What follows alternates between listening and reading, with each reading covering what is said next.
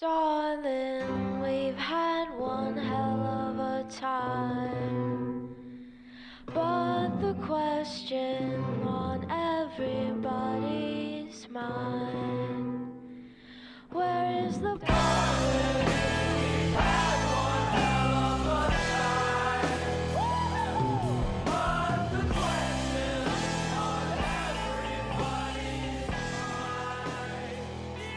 You mentioned your new book, and I had a good segue, but you fucking ruined it by mentioning. I kept talking because I can't stop talking. We're going 6 hours. It's cool. We're going long, but your new book, ELIXIR, with Victor Santos, is coming out from and co-writer Ricky Mamone. Don't let me forget. Ricky. And Ricky co-writing.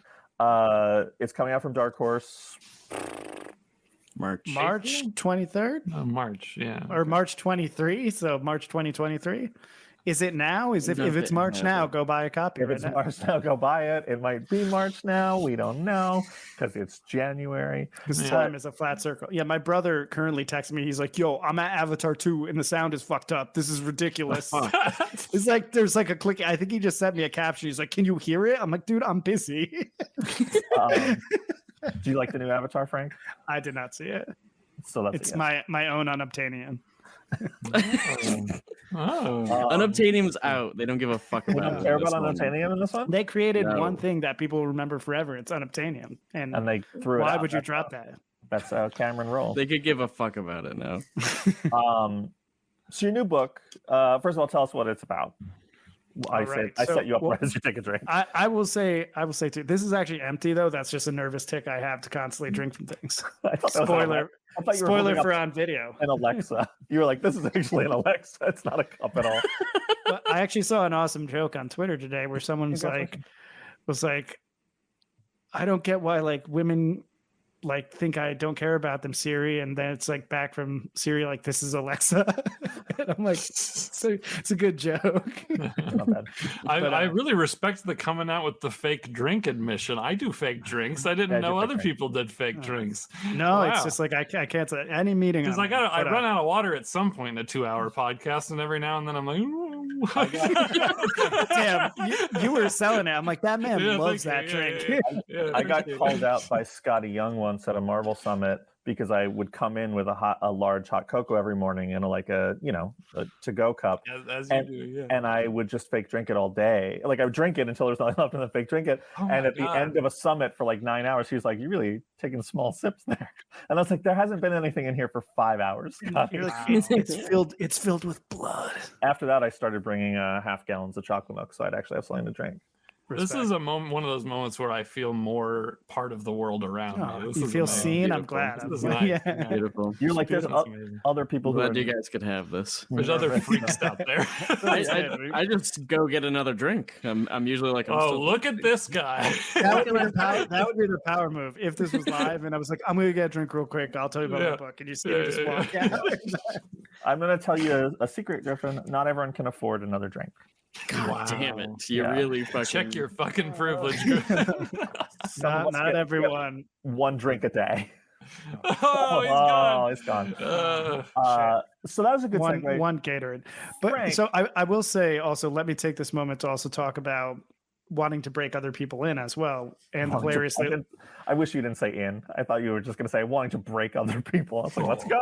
Let me tell you about people I'm about to break out of prison. You might see it in the newspaper. But no, my friend Ricky Mamone, I met years and years ago at a con. He came up to me and liked my work and was starting to break into comics. I gave him some advice and thankfully was not a turd.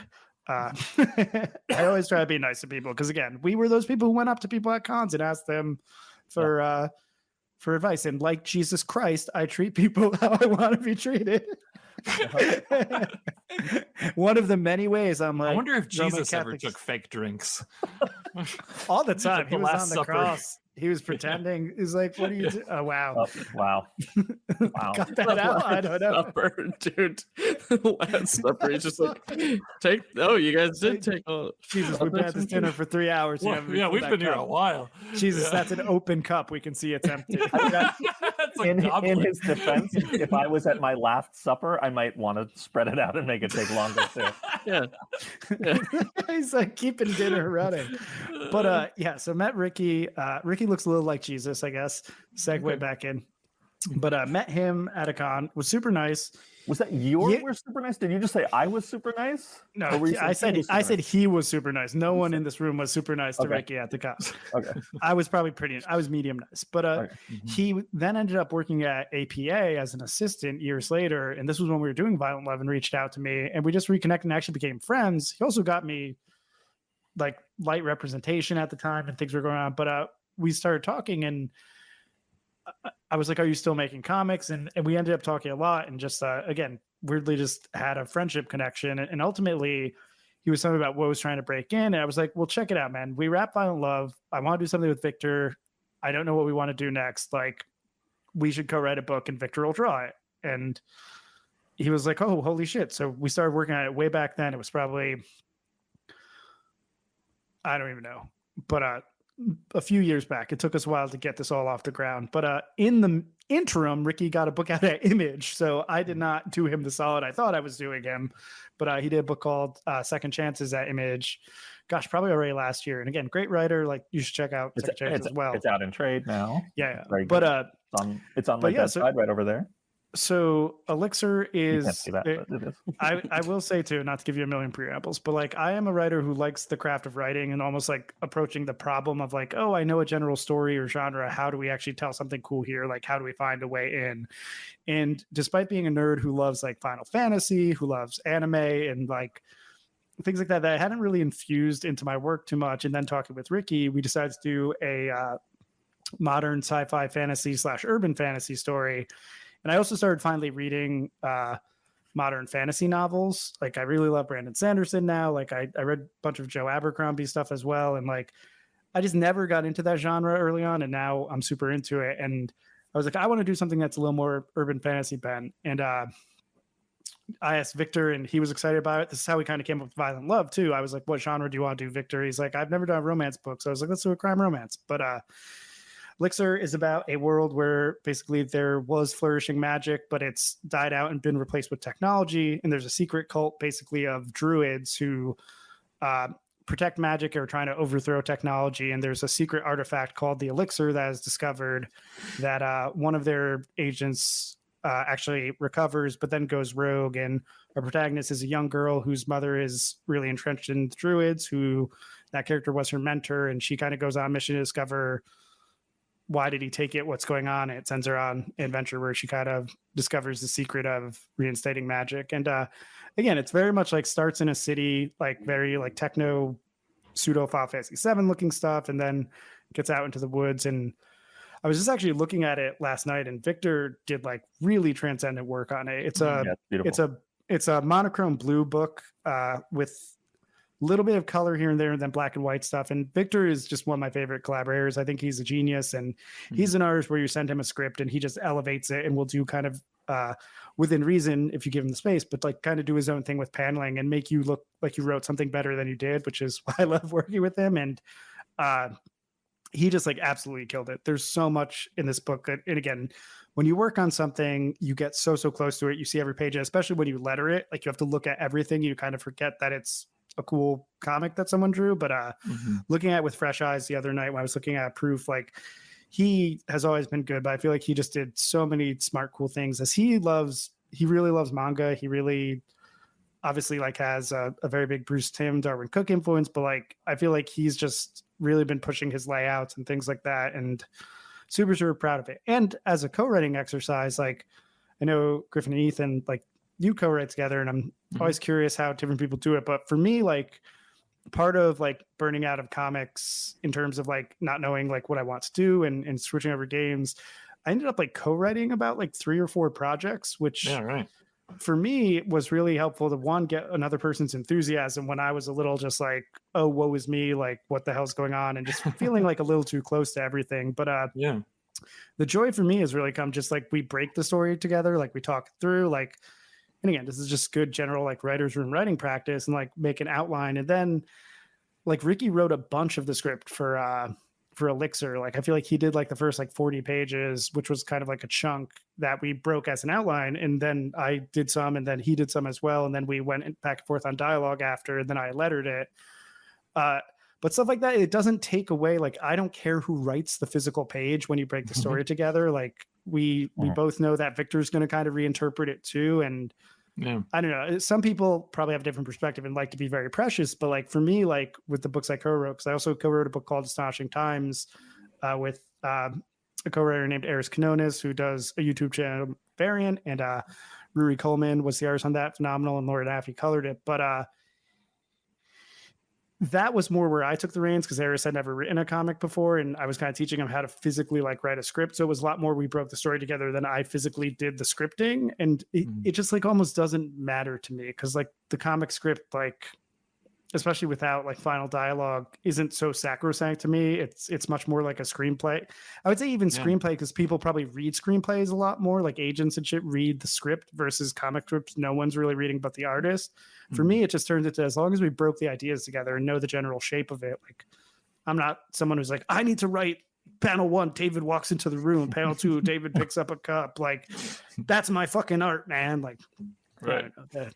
But it's been a cool exercise. I mean, I'm excited to now do a few more books in the coming year, just by myself, not for like, I don't know. It just feels good to do things, just the artist and I collaborating again. But it was a really good time of just having that organic, like, hey, like, what do you think should happen here? Like fun, more collaborative storytelling stuff. I love that thing you said of like having the other person's enthusiasm, because like, yeah, the book that we've been working on, we've worked for so long, and there have been so many points of frustration, and now we just clash all the time as it's like coming together, and it's just ridiculous. But there have been so many points of just like energy breakdown where like I think for both of us, and like we'll just be dead inside, but then like there have been points where then we'll get on a call and we'll break something, and it's like we end that like, oh fuck yeah, like we're just like we get all amped up again. It's crazy every time. Like I feel like on Astonishing Times, the artist Ruri is awesome and like likes to actually just sit down and go over thumbnails with us, which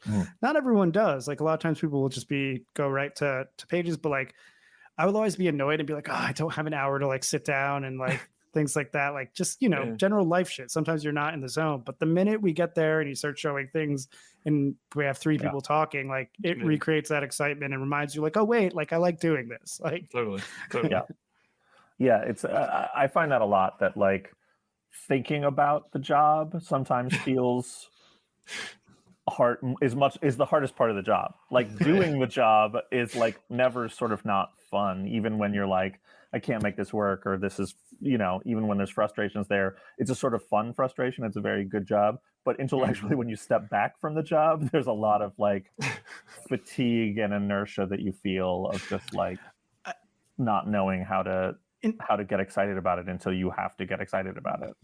With the co-writing too, I feel like it, for me, like I feel like why it reinvigorated me is it helped like another tier of like discovering the project. Because again, going back to like why I like comics is I love comics because you write as a writer, like you write it and then your collaborator brings you the art and you kind of rediscover your work. You get to see it drawn, and that's always exciting. Like maybe some people are narcissists and control freaks and that bugs them out, but for me it's more like I said, like with Victor, like wow, you made this better. Like this was literally an idea and you've turned it into something cool. But like with a co-writer, like I said, we'll break the outline, and then like when I have my co-writer write some of the pages, I get to be like a third party again and excited about that again, of like, oh wow, like the way you approach that scene, even though we had like a beat of like David talks to Anne about XYZ, the way you did it, I wouldn't have thought to do it. And I think that's cool. And like, it's yet another tier. So it's been really good for me the last few years and kind of reminded me like what gets me excited about things, what I like. And again, if you are a writer who's only worked by yourself, like try co-writing something sometime. It's fun. Yeah. It's interesting. I read the book and you sent me a version that didn't have credits, and I sadly forgot that Ricky co-wrote it. And I know I sent you a PDF, no title page, no nothing. And it's also the PDF you sent crashed my iPad. It's so big. I was like, what's happening? I had to read it on my laptop. Technology genius, Frank Barbiere. I had the same thing. Acrobat tried to, it was like, I can't. I don't know what the deal was. Yeah.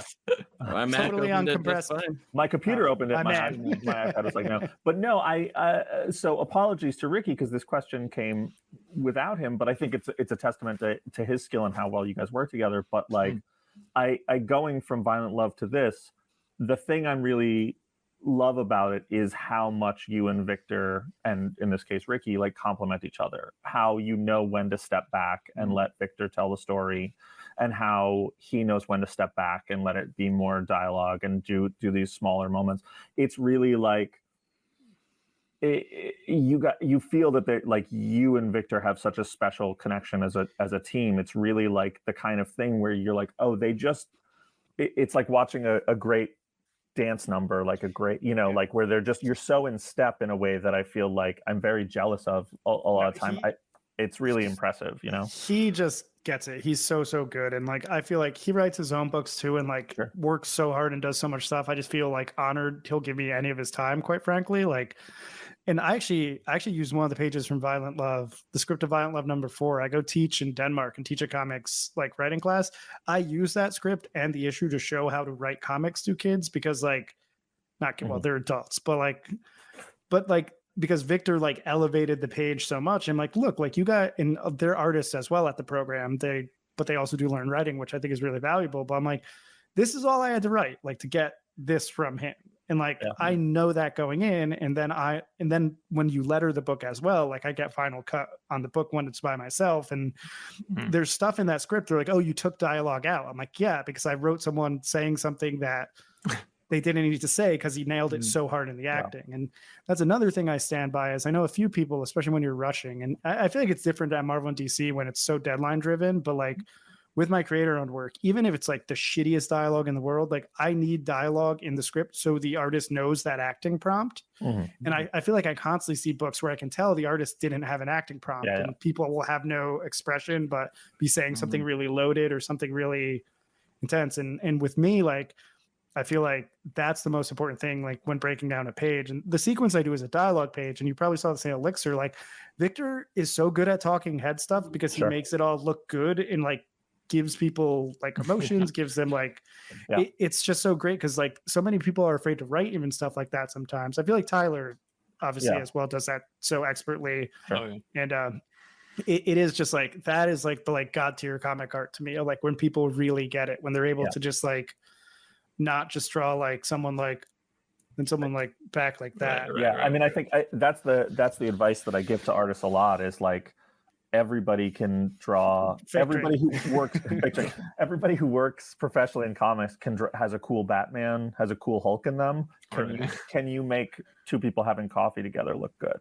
Like, because you need to. That's your job. Like more often than not, your job is to make people having a conversation look good. And I don't know how you do it, like, or if you go back and forth. I don't either. No, but I will say, like, not to go on forever, but small craft corner. I will say, like, what helps me and is super useful is like, I will at this point, and I kind of always did this probably because I hated writing dialogue, but like, I will write every sequence without dialogue before I put dialogue in, even when it's a conversation. And that's how I make sure I get the acting cues.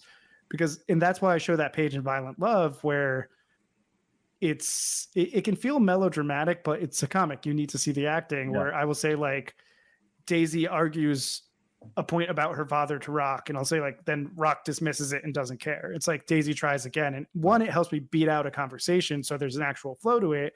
And two, that's when I can then write the dialogue and why I can even end up cutting it. And that's how I make sure that there's just acting prompts and there's a back and forth through the paneling. And it's really helped me. And this is especially helpful, I think, teach young people because you'll say, write a conversation. They'll open up Microsoft Word and write like, John, hello, Diane, what's up, John? How's your kids? And my focus is like, no, focus on the actual thing. And your fake conversations are my favorite thing. What's up, Diane? How's your kids? What's up, John? What's up, John? John, you ignorant slut.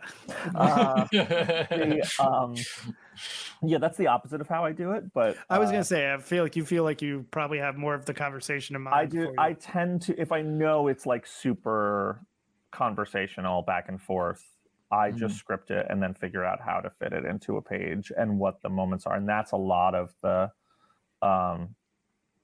sort of so you just write out all of the dialogue. I write it like it's a play, and then figure out where it goes and what the beats are and stuff.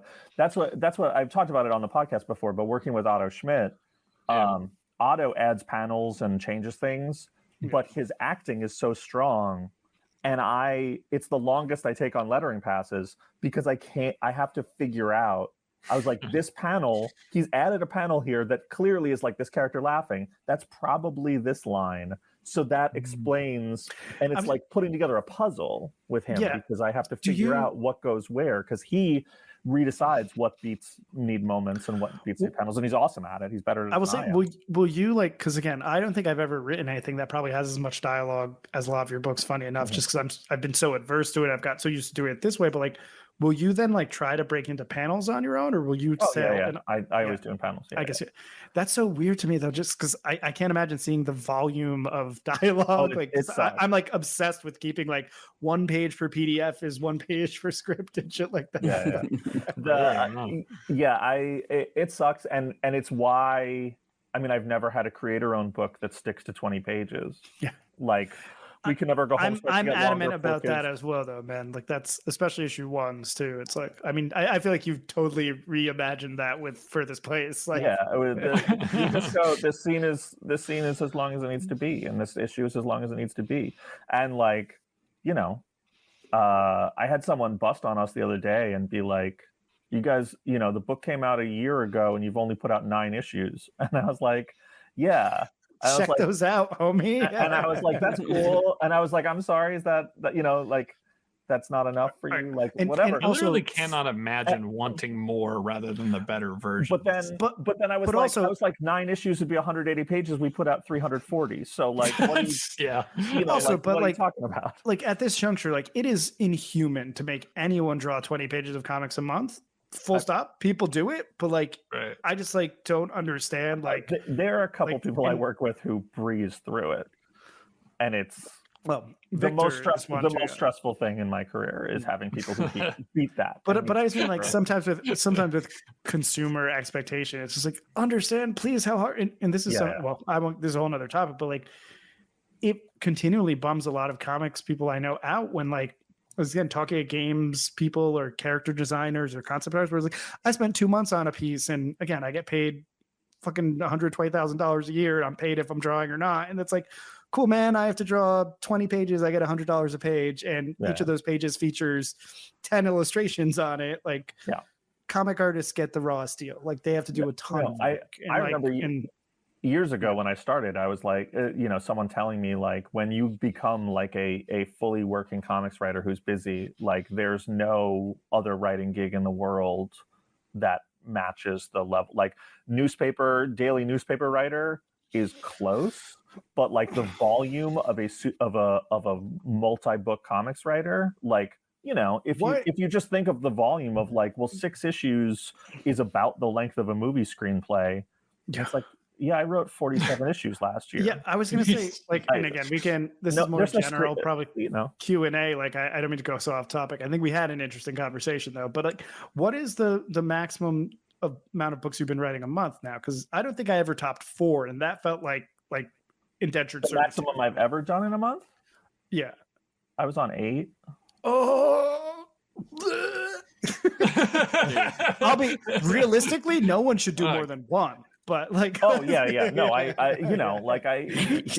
there's writers who do 1 or 2, and like, you can see why their work is better. It's like, and again, I don't mean that as slight toward anyone, but it's like, again, like you said, like you do 4 books, that's beyond a screen. Well, 20 pages, but long story short, people who are writing other things take so much more time, and that trickles over to art too. So many people don't understand. And I think of what we were doing in 5 Goes, like especially, which like we did that book monthly, which was insane, and we got all fucked up with scheduling, but like largely it still came out month to month. And like you write shit like there's an airship in this issue, and like you don't have time to do designs. It's like figure it out on the page, homie. Like brand new character, they should look cool, figure it out. And like there's stuff like that where it's just like you hope it gets together, and like it's just and then when you start mixing in other artists and everything too, or you're writing out of sequence for events and stuff, like it's a gnarly life.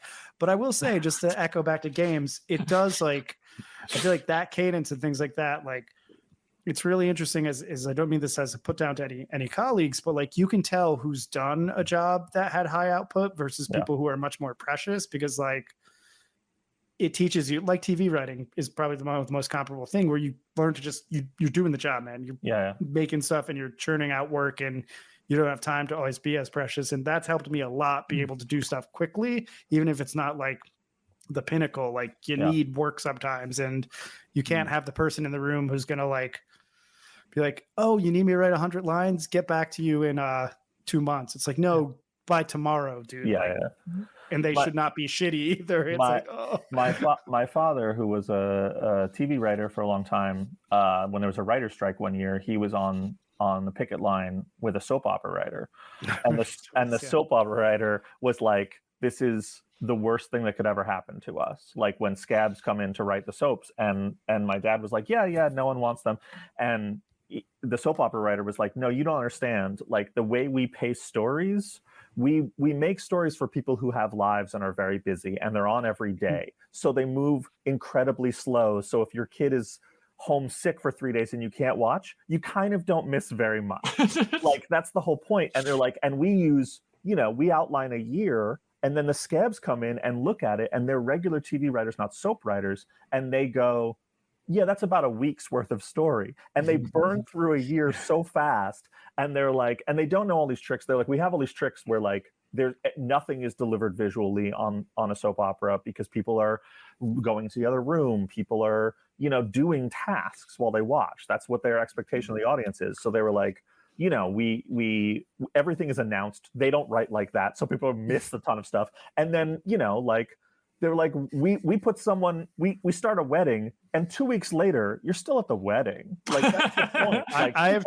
told so many people this story when he told me, because like the scabs, which was like they burned through the wedding, a funeral, and like 3 things in 2 weeks, and everyone's like, what the fuck is happening? They're just like, the audience just loses their mind. They're like, this is more development. This is, because they get a year's worth of development in a week, and they're just like, and it fucks us because the audience isn't comfortable with it, and then we have to create all new storylines when the strike's over to come back. Fascinating. And I think about that, and just like whenever I think about volume writing, because like soap opera writing is again another thing where it's like, well, it's daily writing. You guys are on the set writing. Have you had to do like, because again, you've done a lot more Big Two stuff than me, and I feel like my stuff was very self-contained, but like, have you had to do like crazy out of sequence shit where like you're writing issue 1, 2, and 3 and 7, 8, and 9 and whatnot? Oh, that's wild. I'm doing it right now. No, when I was on X-Men, there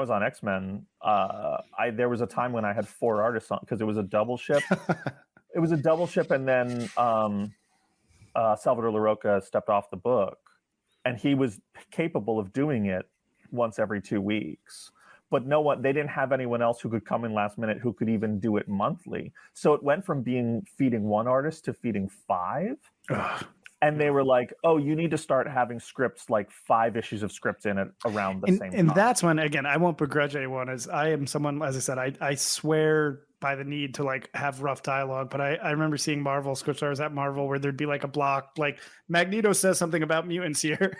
Nice. That's always the thing I talk about, because when you got there, they sent you a sample script by a friend of the room writer who was there. And the page you sent me was Thor shows up, he's angry, Hydra agent says something rude, Thor kicks his ass. And that was the description of the page. And I was like, that's what a comic script looks like? And I can't do that. I can't at all. Yeah, because I've never written anything Marvel style. I know a few people who have, but have you ever done a plot like I did plot style stuff I did it a couple times on some things at Marvel when it absolutely had to be done, but I did it on the end of Task Force Z because Eddie Barrows, he's just a genius, and like he likes that, and I was just like, was that cool, or was it fucking weird? Like, it's so hard. Like, did it feel like you wrote it, or did it feel like he like?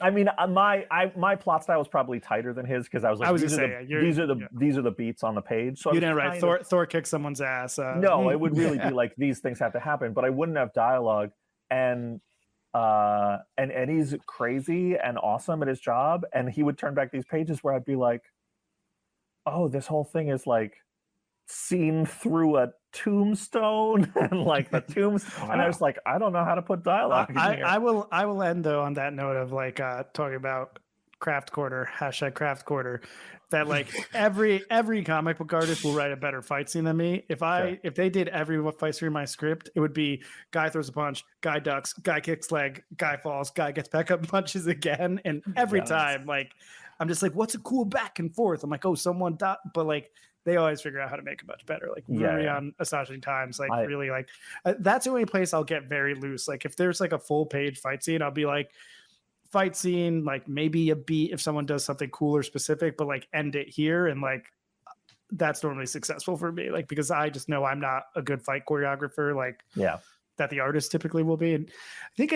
I don't know if we did that too much for Victor and ELIXIR. I feel like we wrote, because we were two of us on it, I think we were like kind of tight, but he still made it. So you'll see like some of the pages, like when they're like fighting in the graveyard and stuff, like that was probably like only 4 panels from us, but he broke it into a whole sequence with people actually doing things. And again, I feel like not to say every artist should read manga, but a lot of them do. But I feel like a lot of manga, like just like those hyper decompressed fights, and like the artists who study that, I feel like, and like Nick Dragata, like Trad Moore and stuff like that, like they really jam on that. And I feel like it will always be better than reading a like Captain America throws a punch, Red Skull.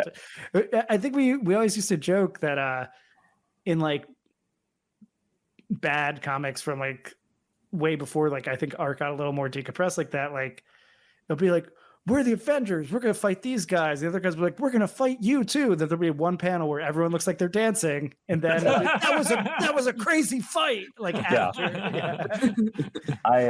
no, the manga thing is interesting though, because it segues back to what I want to talk about in ELIXIR and wrapping it up. But I the other day I was like, you know, if I could give one piece of, and I shouldn't be giving art advice to artists ever, but I'm like, if I could give art advice to anyone, it would be read Ping Pong. Did you read Ping Pong? I saw the anime, but I didn't read it. But I read Tekken King Creed. Tekken King Creed's great, but Ping Pong, like, you know, it's not fights, it's ping pong games, but they're choreographed like fights, and they have this kinetic energy. And I'm like, if you can put this kind of kinetic energy on a page for a game of ping pong, you could do it for anything. Like, and not that ping pong isn't energetic and people are playing.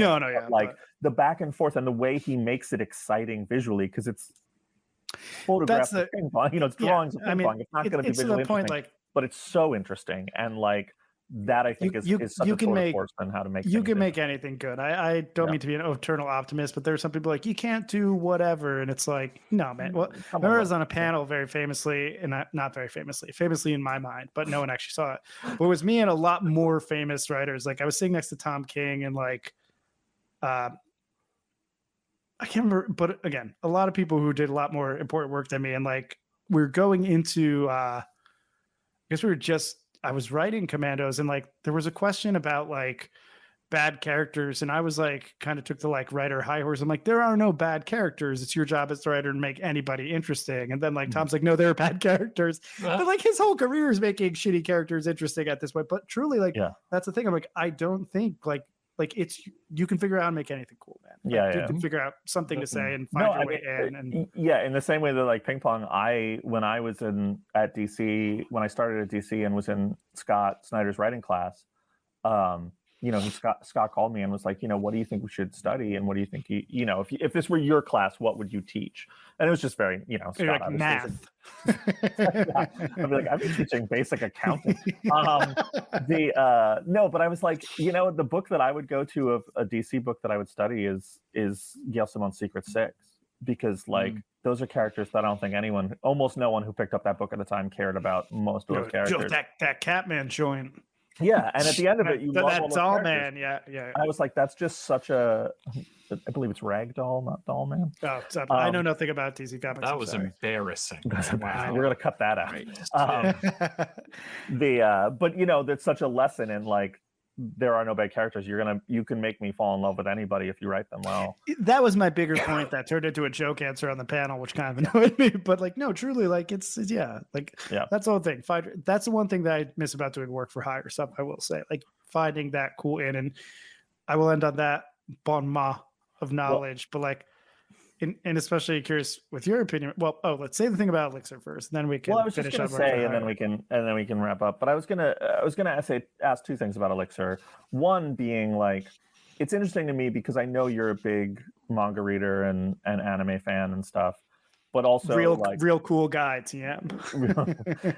But also like you're coming from this back video game time now, and like this might be a weird comment, but the book feels very Japanese to me.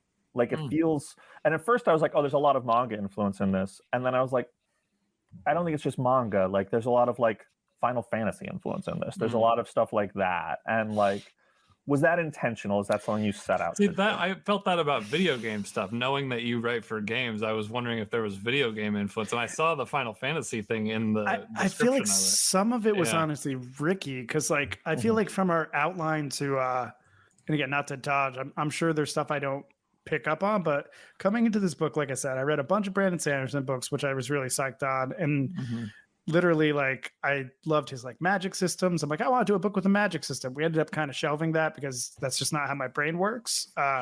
Like there's loose stuff, but we don't really get into the mechanics of it.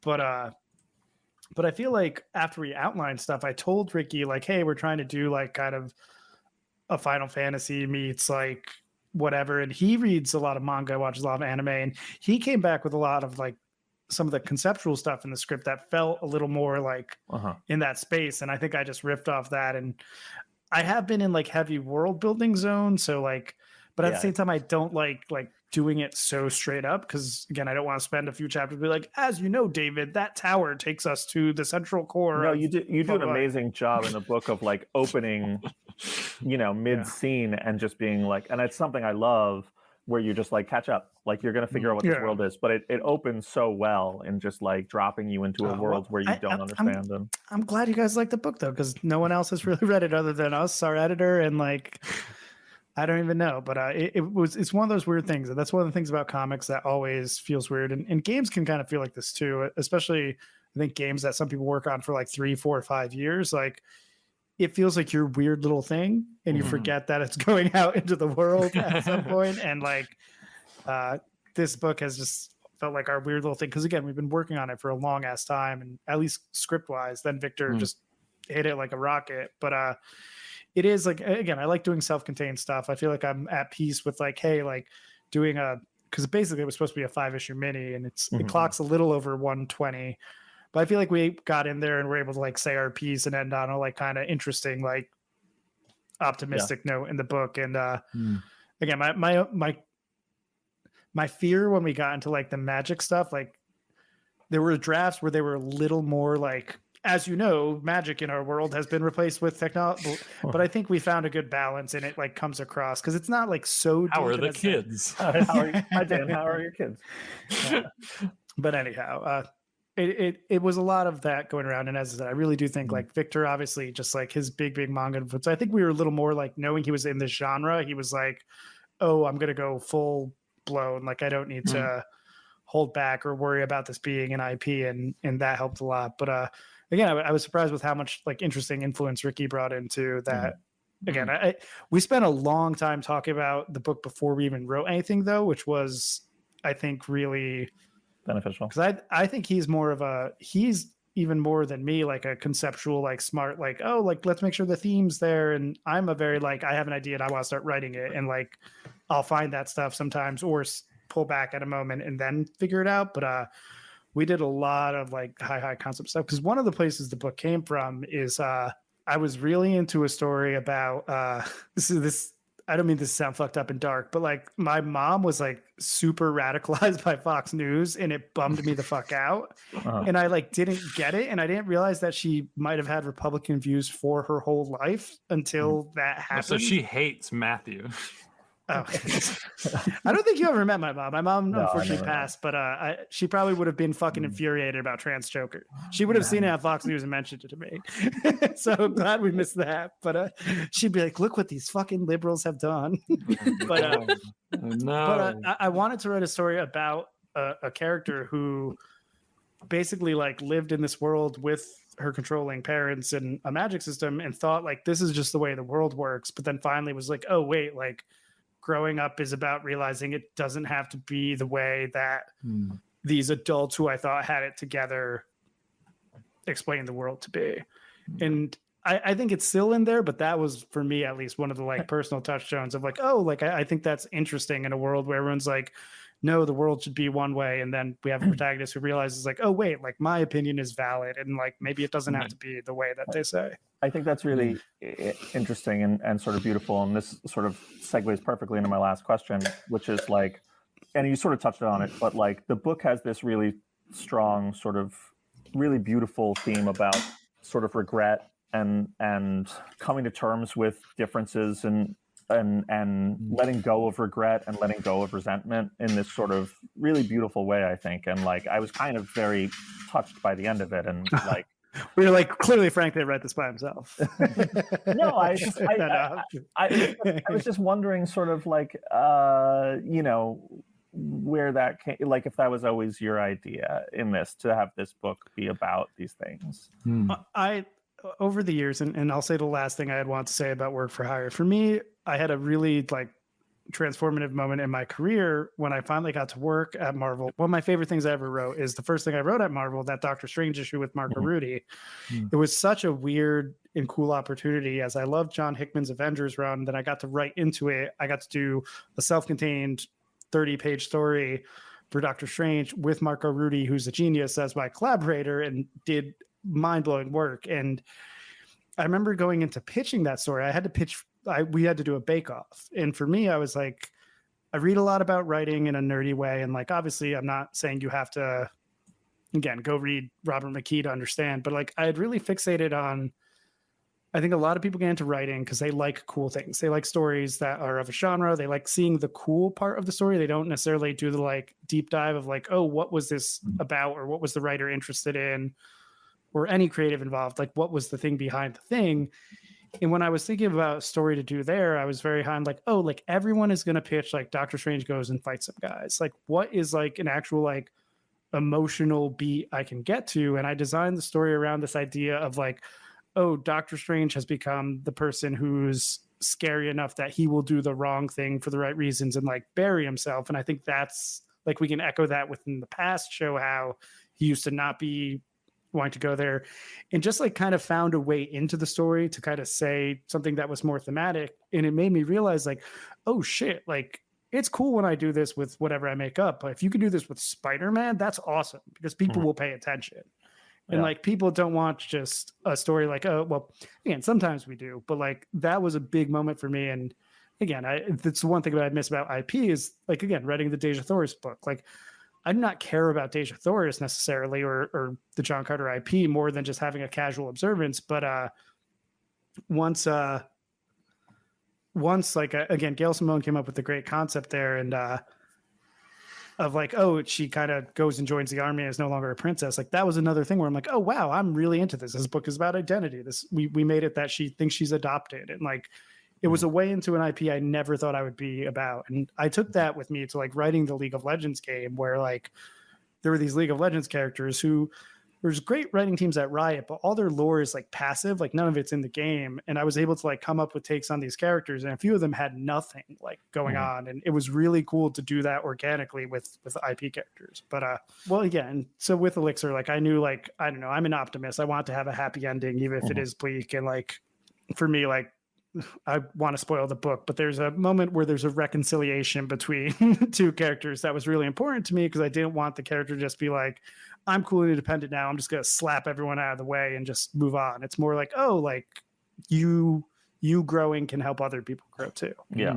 So it's really beautiful. And it really, I think, you know, like I really enjoyed the book. And at the end, it's so well done, because I think like all these themes are there, but in very subtle, small ways that like leading us where you're trying to go, but you don't hold hands. It's not obvious. And so when it gets to the end, I was really caught off guard by sort of how beautiful it was and how, sort of a sweet, sort of sad, optimistic message at the end of the book. It was really well done, man. I really loved the book. I'm glad that resonated. Again, it is, I feel like it does throw a few curveballs, which I was really into. And again, part of that was like the joy of working with a co-writer who had like a good idea. Like there's a part at the end where they kind of go to another world where I never even conceived of that. And Ricky was like, what if we do this to explore like some consequence? I was like, holy shit, that's awesome. And on that note,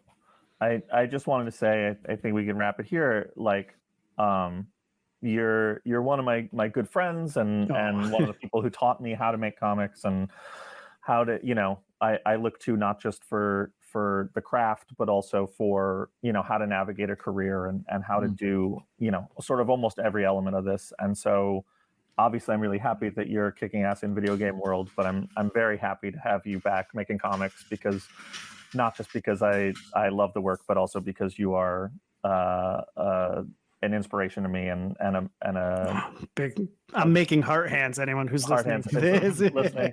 And so I'm just really happy that this book is coming out and that more stuff's coming and that Astonishing Times came out, and I'm so happy to have you on the show, man. Thank you so much for having me. And back at you, like for anyone who's like struggling, like again, so many of our friends, like even like you, Matt, like I remember like I got that first Marvel thing. I know you want to work on Marvel so bad. You were so supportive and excited about it. And like, it was like, yeah, you'll get there too. It's not like a race. It's not a shitty thing. Yeah. It's like, yeah. And again, and then you did Pregnant Joker and you peaked. So and now it's the slow decline. Well, no, truly. And again, it's been awesome. I'm glad to be here. And hopefully this was an interesting conversation. It definitely was. ELIXIR was so awesome. Thanks so much for being here. Thank you so much, guys. I'm sorry to go on and on, but no. No, absolutely. It was great. Not.